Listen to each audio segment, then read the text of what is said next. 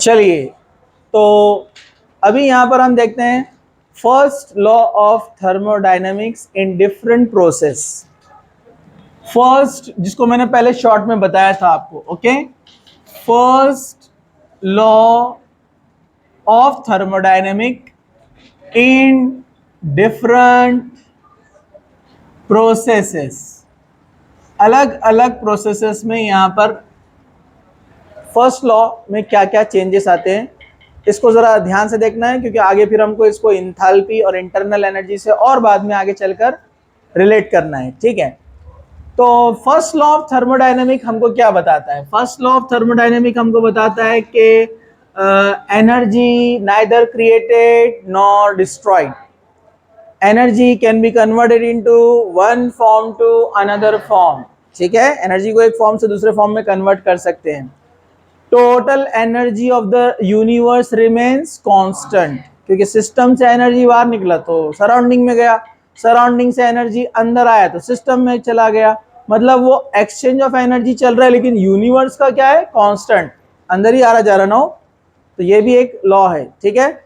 चलिए, तो यहां पर ये सब फर्स्ट लॉ से रिलेटेड है। तो फर्स्ट लॉ अपने को बताता है डेल्टा यू, मतलब change in internal energy is equal to Q plus W. What is Q? Q is heat and W is work. ये इंटरनल एनर्जी जो है, change in internal energy, change in internal energy, that is delta U, okay. तो मैं यहां पर आपको internal energy बता देता हूं, साथ ही साथ फिर हम आगे बढ़ जाएंगे। इंटरनल एनर्जी को यू से बताया जाता है, ठीक है। इंटरनल एनर्जी को हम यू से रिप्रेजेंट करते हैं। कुछ बुक्स में, ओल्ड बुक्स में इंटरनल एनर्जी को ई से बताया जाता है, okay. Internal energy, it is the energy of the material और एनर्जी ऑफ अ सब्सटेंस। किसी भी सब्सटेंस में एनर्जी होती है, ओके, नेचुरली, उसको कहा जाता है internal energy. Every substance possesses internal energy. तो वो होता क्या है? It is the sum of, मतलब it is the total of, internal energy is the sum of kinetic energy and potential energy. ये दो चीजों का सम है, kinetic energy and potential energy, okay. तो kinetic energy is the sum of translational energy, vibrational energy and rotational energy. ये physics में आप सब पढ़ते हैं। Potential energy is the sum of intra molecular energy and intermolecular energy, intramolecular and intermolecular, okay. Yes, यहां से cut गया, ये नहीं आया है, ओके। तो इंट्रा एंड इंटरमोलिकुलर, दो का सम रहता है potential energy, okay. For example, एक सिलेंडर है, इस सिलेंडर के अंदर एक गैस है, ओके। तो यहां पर गैस मॉलिक्यूल है जो मूव हो रहे हैं, ओके। तो ये गैस मॉलिक्यूल एक जगह से दूसरी जगह रैंडम मोशन में मूवमेंट करते हैं। ये अपन ने कहां पढ़ा है? स्टेट्स ऑफ मैटर में, कि ये गैस मॉलिक्यूल भागेगा इधर, टकरा के वापस इधर, जिगजैग मोशन में इधर भाग रहा है, कभी इससे टकरा रहा है ना। तो ये मूव होते रहता है, ट्रांसलेशनल, ओके। तो इसको बोलते, जब वो एक जगह से दूसरी जगह मूव होता है तो ये मूवमेंट जो है, it is related to the translational energy. कोई ना कोई एनर्जी है ना वहां पर जो उसको मिलेंगी। और अपन ने स्टेट्स ऑफ मैटर में क्या पढ़े कि जब कोई मॉलिक्यूल जाता है तो उसको एनर्जी चाहिए, और वो जाकर टकराता है तो वहां एनर्जी ट्रांसफर होता है, वो दूसरे को देता है, तो वो भी भागता है आगे टकरा कर। बिल्कुल वैसे ही जैसे कंचे खेलते गोटियां, एक मारते गोटी को आप, तो वो गोटी दूसरे को जाकर लगती, वो आगे भागती, बराबर है ना। या फिर कभी टकरा कर वही वापस आती। तो ये एनर्जी है ना जो उनको मूव कर रहा है। तो ये translational energy, it is due to the transfer, due to the movement of the atom और molecule in a gaseous state. Okay, चलिए वाइब्रेशनल एनर्जी पहले बताते हैं हम। रोटेशनल एनर्जी, इसको हम बोल सकते हैं it is due to the virtue of translational, translational मतलब मूव होना, ठीक है। मोशन, कौन सा मोशन? ट्रांसलेशनल मोशन, के मोशन हो रहा है ना, उसके अंदर जा रहा है, वो भाग रहा है, ठीक है। तो ट्रांसलेशनल मोशन से जो एनर्जी रिलेटेड होती है उसको बोलते हैं हम translational energy. Rotational energy, it is due to the virtue of rotation, ये रोटेशन की वजह से होती है। रोटेशन, जैसे हम देख रहे हैं फैन घूम रहा है, ये रोटेशन है ना। तो वैसे ही क्या होता है मॉलिक्यूल, जैसे ये हाइड्रोजन मॉलिक्यूल है, H बॉन्ड H इतना दूर नहीं रहता है, सिर्फ अपन बताने के लिए ऐसे ड्रॉ कर रहे हैं, ठीक है। तो ये अपने एक्सिस में इस तरह से घूमता है, समझा क्या? तो ये एनर्जी इससे जो रिलेटेड रहेंगी वो क्या रहेंगी? रोटेशनल एनर्जी, ठीक है। वाइब्रेशनल एनर्जी, अब ये भी गैस में मॉलिक्यूल घूम सकते हैं आसानी से, लिक्विड में थोड़ा डिफिकल्ट है। वाइब्रेशनल एनर्जी ये सब जगह होता है, गैस में, लिक्विड में, सॉलिड में, क्योंकि वाइब्रेशन होना है इसको जस्ट। इसमें क्या होता है, ये मॉलिक्यूल है, इसका प्लस और ये प्लस, ये एक दूसरे को रिपेल करते हैं, क्या करते हैं? रिपेल। जबकि इसका इलेक्ट्रॉन और इसका प्लस क्या करता है? अट्रैक्शन। तो इसमें अट्रैक्शन भी हो रहा और रिपल्शन भी हो रहा है, तो आते जाते हैं, तो वाइब्रेशन होता है उससे। This energy is associated with vibration. Okay, वैसे इंट्रा एंड इंटरमॉलिक्यूलर का मतलब क्या है? जैसे H2O, वाटर है, H2O, एक वाटर मॉलिक्यूल, दूसरा water molecule OH, partial negative oxygen, partial positive hydrogen, अपने को पता है नेगेटिविटी हाइड्रोजन का लेस है, पार्शियल पॉजिटिव। ये दूसरा वाटर मॉलिक्यूल, ओके। एक वाटर मॉलिक्यूल में एक ऑक्सीजन, दो हाइड्रोजन है, मतलब बॉन्ड कितने हैं? दो। तो दोनों बॉन्ड, बॉन्ड मतलब कोई फिजिकल चीज नहीं है, ऐसे कोई रस्सी नहीं है कि ऑक्सीजन ने लिया हाइड्रोजन पे डाला आ गया। अरे समझे क्या? अपन पहले पढ़ चुके हैं ना, they are the electrostatic attractions. क्या ये? ऑक्सीजन का नेगेटिव, ऑक्सीजन का जो न्यूक्लियस है हाइड्रोजन के इलेक्ट्रॉन को खींच रहा है, हाइड्रोजन का न्यूक्लियस ऑक्सीजन के इलेक्ट्रॉन को खींच रहा है। तो ये इलेक्ट्रोस्टैटिक अट्रैक्शन से ये बॉन्ड तैयार होते हैं, जिनको हम लाइन से शो करते हैं। समझा आपको? अरे समझा क्या आपको? तो यहां पर ये जो बॉन्ड्स, यानी जिसको हम बोलेंगे एनर्जी, इलेक्ट्रोस्टैटिक अट्रैक्शन क्या है? इलेक्ट्रोस्टैटिक एनर्जी है ना, अरे बोलो ना। So this is the energy which holds the atom inside a molecule. So energy associated with atoms which holds, या energy associated with the molecule which holds the atom, एक molecule में atoms को पकड़ के रखने के लिए जो एनर्जी रखती है उसको बोलते हैं हम इंट्रा मॉलिक्यूलर एनर्जी। इंट्रा मतलब within, inside, within, अंदर, समझा? Within the molecule. इसके उल्टा बोल सकते हैं amount of energy required to break the molecule. Molecule को ब्रेक करने के लिए जो एनर्जी लगती है, बराबर है कि नहीं? प्लस और माइनस में रहेंगी। जब एटम्स नजदीक आएंगे तो मॉलिक्यूल बनेगा, एनर्जी बाहर जाएंगी। जब एनर्जी देंगे तो मॉलिक्यूल ब्रेक होगा, एटम्स बन जाएंगे। समझा आपको? इंटरमॉलिक्यूलर, अब ये मॉलिक्यूल बाजू वाले मॉलिक्यूल से वीकली अट्रैक्टेड है, अट्रैक्टेड है कि नहीं, जिसको हम हाइड्रोजन बॉन्ड बोलते हैं, बराबर है कि नहीं है? तो this is intermolecular, means energy which holds the molecules inside a substance. एक सब्सटेंस या किसी मैटर में मॉलिक्यूल्स को जो पकड़ के रखती है एनर्जी, वो क्या होती है? इंटर। ये वीक है, वीक बॉन्ड रहता है इंटर बॉन्ड। समझा आपको? जैसे पानी गर्म कर रहे हैं तो इंटर बॉन्ड ब्रेक होते हैं, और पानी बॉईल होता मतलब वाटर उड़ गए, लेकिन H2O है वो। हाँ, H2O को ब्रेक करना है मतलब केमिकल रिएक्शन, उसके लिए इंट्रा बॉन्ड ब्रेक करना बहुत एनर्जी लगती है। तो ये वाला कौन है? Intra, inside. समझा आपको? और ये कौन है? Inter, between. समझा आपको? इन सब एनर्जी का समेशन कहलाता है इंटरनल एनर्जी। अब गैस हो, लिक्विड हो, सॉलिड हो, कोई भी मैटर हो, तो सबके अंदर एटम्स है, तो सब में ये एनर्जी रहने वाली है, उसको बोलते हैं इंटरनल एनर्जी। तो जब भी मॉलिक्यूल्स दूर भागते हैं तो एनर्जी में चेंज आता है, हम बोलते हैं चेंज इन इंटरनल एनर्जी। गर्म करेंगे ना गैस को तो मॉलिक्यूल दूर भागेंगे ना, चेंज इन इंटरनल एनर्जी।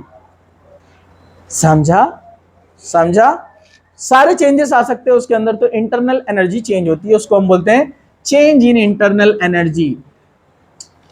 एक सिलेंडर है, इसी को ले लो, ठीक है। दूसरा, इसमें गैस है, फॉर एग्जाम्पल अंदर हाइड्रोजन गैस है, पिस्टन लगा हुआ है, आपने गर्म करना शुरू किए, पहले इंटरनल एनर्जी थी U1, आपने जब गर्म करना शुरू किए तो वो बढ़कर कितनी हो गई U2, तो आप बोलेंगे कितना चेंज आया, delta U is equal to U2 minus U1, change in internal energy. पहले 10 थी, बाद में 20 हो गई। समझा आपको?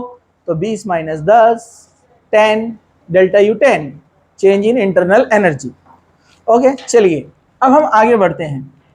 तो ये फर्स्ट लॉ का रिलेशन है, ये change in internal energy is equal to Q plus W। Q is the heat supplied, ये जो गर्म कर रहे हैं ना अपन, ये है Q। या तो ये सिस्टम सराउंडिंग से सिस्टम में जाएगा या सिस्टम से सराउंडिंग में आएगा, प्लस माइनस हो सकती है। ओके, चलिए, तो हमने डिफरेंट प्रोसेस पढ़े हैं। क्या पढ़े हमने? डिफरेंट प्रोसेस, जिसमें पहला था हाँ आइसोथर्मल प्रोसेस। कौन सा था? Isothermal process.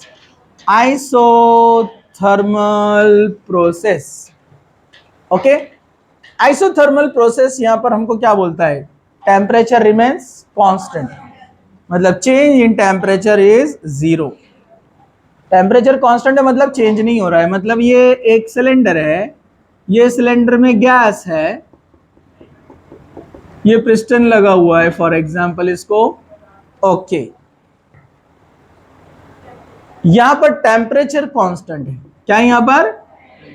Temperature constant. चाहे आप कुछ भी कर लो उसको, जैसे आप एडियाबैटिक सिस्टम ले लो, इंसुलेटर लगा दो इसको, ना अंदर क्यू जा सकता है ना आ सकता है। समझा गया आपको? ओके, ऐसा भी एक सिस्टम ले सकते हैं। तो जहां पर टेम्परेचर कांस्टेंट होता है, टेम्परेचर इज कांस्टेंट, लेकिन अभी हमने लेंगे एडियाबैटिक का एग्जांपल, अभी हम सिर्फ इसको देखते हैं। टेम्परेचर जहां कांस्टेंट होता है मतलब अंदर की जो इंटरनल एनर्जी उसमें भी कोई चेंज नहीं आएगा। तो जहां टेम्परेचर कांस्टेंट है, डेल्टा U ऑल्सो 0। जब डेल्टा U 0 रहेगा तो ये इक्वेशन जो है फर्स्ट लॉ की आइसोथर्मल के लिए क्या बन जाएंगी? 0 is equal to Q plus W, बराबर है। और जब हम बोलेंगे W को हम इधर ला लेंगे तो क्या हो जाएगा? Q is equal to minus W। आपको याद है माइनस W मतलब एक्सपांशन, अरे याद है क्या आपको? Expansion minus W। लेकिन हम इसको अभी ऐसे लिखेंगे, अगर अपने पास ऑलरेडी है W is equal to minus P delta V, है ना अपने पास W is equal to minus P delta V, तो हाँ अगर हम यहां पर इसकी जगह पर लिखते हैं माइनस, अब W कौन है? माइनस पी डेल्टा V, तो क्या बन जाएगा? Q is equal to P delta V। समझा आपको? ये सारे इक्वेशन याद है ना पिछले वाले? नहीं है तो वीडियो देखो, ठीक है, उसको देखो जो मैंने अपलोड कर दिया उसको, ठीक है। पुराना बेसिक क्लियर करो जिसका नहीं है, वरना आगे सब एक दूसरे से रिलेटेड है इक्वेशन, एक के साथ मोती जिस तरह माला में जुड़ते जाते हैं, वैसे थर्मोडायनेमिक के कंसेप्ट एक दूसरे से जुड़े हुए हैं। समझा? ठीक है, तो यहां पर ये अपने को मिल गया है इक्वेशन आइसोथर्मल के लिए। इसका मतलब क्या हुआ? इसका मतलब ये हुआ, ओए इधर देखो, इसका मतलब क्या हुआ? अंदर की एनर्जी में, टेम्परेचर में नो चेंज, इंटरनल एनर्जी में नो चेंज। जितना Q सप्लाई करेंगे सब का सब वर्क करने में लग गया। देखो ना, Q work, Q work, Q work नहीं, समझा क्या? Heat work, heat work. आपके बुक में, बोर्ड की बुक में कैपिटल Q दिया है इसको, ठीक है, तो गुस्से में नहीं आना, फाड़ने देना बुक को कि इधर ये, समझे क्या? कैपिटल Q लिखा है, इधर देखो। तो समझा आपको? अगर ये दोनों कांस्टेंट है 0 0, टेम्परेचर 0 नहीं है, चेंज इन टेम्परेचर 0, मतलब कुछ ना कुछ है अंदर लेकिन वो जैसा का वैसा है। समझा? इंटरनल एनर्जी भी डेल्टा U 0, तो जो जो क्यू आप सप्लाई करेंगे सब वर्क करने में चला जाएगा, एक्सपांशन, समझा? इसलिए क्या आया, W is equal to Q is equal to minus W, ये आपको याद रहेगा। ओके, चलिए अब हम आगे बढ़ते हैं। इसको रब करूं मैं, बाद में और ड्रॉ कर सकते हैं हम उसको। ओके, सब लोग जरा ध्यान से, ये था आइसोथर्मल। अब यहां पर हम देखेंगे, यहां बना दूं मैं, आपको याद रहेगा उससे। ये अंदर गैस है, अंदर डेल्टा टी क्या है, 0, डेल्टा यू भी क्या है, 0। जितना क्यू आप सप्लाई करेंगे पूरा का पूरा क्या कर लेगा, वर्क। एक्सपांशन हुआ तो माइनस में, समझा आपको? कंप्रेशन हुआ तो प्लस में। ये साइन तो आपको याद ही रखना है, ठीक है? ओके, चलिए, तो क्यू ये हीट है जो हम सप्लाई कर रहे हैं, जितना अंदर हीट जाएगा सब वर्क करने में लग गया, इंटरनल एनर्जी को उसने कुछ भी नहीं किया, समझा आपको? ठीक है, ओके, चलो नंबर 2, एडियाबैटिक। Adiabatic process. अब एडियाबैटिक प्रोसेस लिए तो कौन रहता है कांस्टेंट, क्यू रहता है कांस्टेंट, क्योंकि इसमें जो सिलेंडर है वो इंसुलेटर है। क्या है वो, इंसुलेटर, समझा आपको? इंसुलेटर मतलब अंदर क्यू नहीं जा सकता। क्यों नहीं जा सकता, क्यों नहीं जा सकता, हाँ क्यों नहीं जा सकता, तो आप बोलेंगे हाँ क्यों नहीं जा सकता। अब मैं बोलूंगा क्यों नहीं जा सकता, तो आप बोलेंगे इंसुलेटर है। क्या है, हाँ, एक्सप्रेशन इंपॉर्टेंट है ना? एक्सप्रेशन बहुत इंपॉर्टेंट रहता। क्यों नहीं जा सकता, ऐसा है, मैं मतलब क्वेश्चन है, क्यों नहीं जा सकता मतलब हीट नहीं जा सकती। अरे समझा क्या, समझे ना? आप लोगों का अलग एक्सप्रेशन रहता है ना, क्यों, ये इसका मीनिंग बाद में बताता मैं आपको, ठीक है? ओके, रिकॉर्डिंग चल रही है अभी। क्या सब लोग जाग रहे हैं? Very good. हाँ, अंदर क्यू नहीं जा सकता है, तो delta U is equal to Q plus W, तो क्यू है 0, delta U is equal to 0 plus W, मतलब delta U is equal to W. मतलब अब वर्क करना है तो अंदर की एनर्जी ही यूज करना पड़ेगी, समझा आपको? मतलब जितना वर्क हुआ, जितना वर्क हुआ मतलब उतना चेंज इन इंटरनल एनर्जी, समझा आपको? जैसे 10 जूल वर्क हो गया, कितना हो गया, 10 जूल, मतलब आपने 10 जूल एनर्जी इंटरनल एनर्जी से लिया, उस मैटर के अंदर से लिया। आप बोलेंगे अंदर से कहां से आती है, अंदर क्रिएट होती है ना बहुत सारे रिएक्शंस में, वो अपन देखेंगे आगे, एग्जांपल्स आएंगे, ठीक है? सिंपल सा एग्जांपल है ना, चूना लो, उसमें पानी डालो, क्या होता, हाँ हीट निकलती ना, तो एनर्जी आ रही ना, इंटरनल एनर्जी आ रही ना अंदर से बाहर। वो समझ में आ रहा है क्या आपको? चूना लो, प्लास्टिक की बकेट में नहीं डाल दो, उसमें पानी डाल दो, ऐसी धुलाई होंगी घर पर जबरदस्त। अरे हीट ऐसी निकलती, पिघल जाती है बकेट, बराबर है कि नहीं है? हाँ, तो एनर्जी का कहां से आई, गर्म करेंगे आपने नीचे से, वो इसमें रिएक्शन हुआ और रिएक्शन से एनर्जी आई, तो रिएक्शन की वजह से एनर्जी आती है। तो ये एनर्जी अंदर, बाहर से तो कुछ भी सप्लाई नहीं कर रहे अपन, तो ये एनर्जी वर्क करने में लग जाएंगी। तो कितना वर्क हुआ किसी ने पूछा, तो आप बोलेंगे जितना इंटरनल एनर्जी में चेंज हुआ। किसी ने पूछा इंटरनल एनर्जी में कितना चेंज हुआ, तो आप बोलेंगे जितना वर्क हुआ। अरे समझा क्या? हाँ। Third, isochoric process.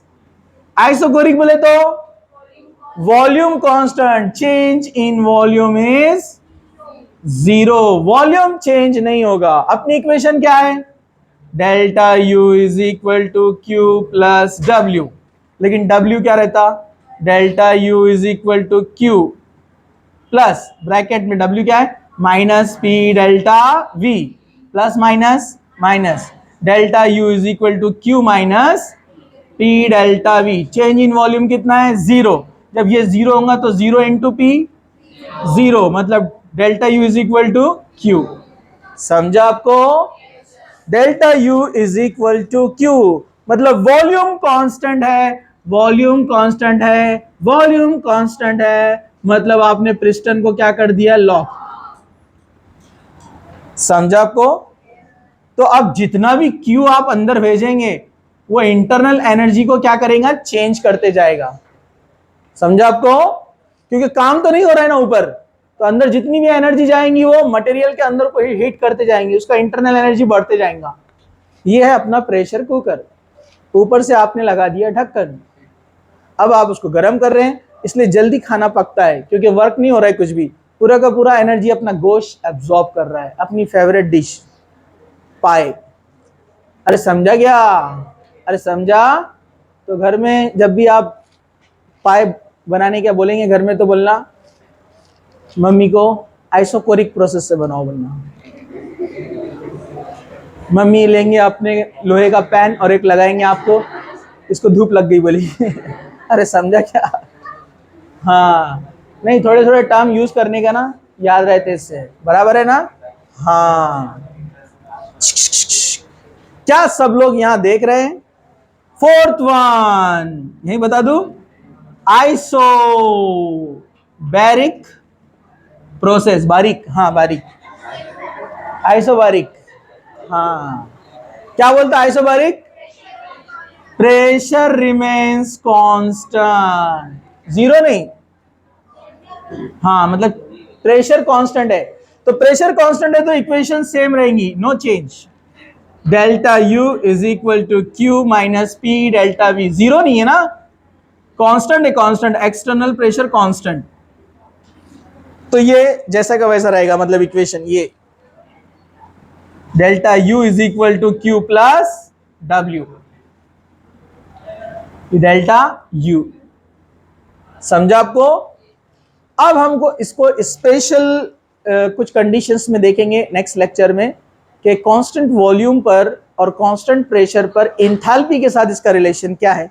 सबसे पहले तो हम देखेंगे एंथैल्पी क्या होता है, फिर उनका रिलेशन कांस्टेंट वॉल्यूम और कांस्टेंट प्रेशर पर क्या होता है, जिससे दो डेरिवेशन नए मिलेंगे अपने को, जिस पे न्यूमेरिकल्स हैं, और पिछले कुछ जो हुए वर्क और मैक्सिमम वर्क उस पर भी न्यूमेरिकल्स हैं। तो ये संडे तो रिडॉक्स है, उसके बाद वाले संडे न्यूमेरिकल्स आएंगे, राइट।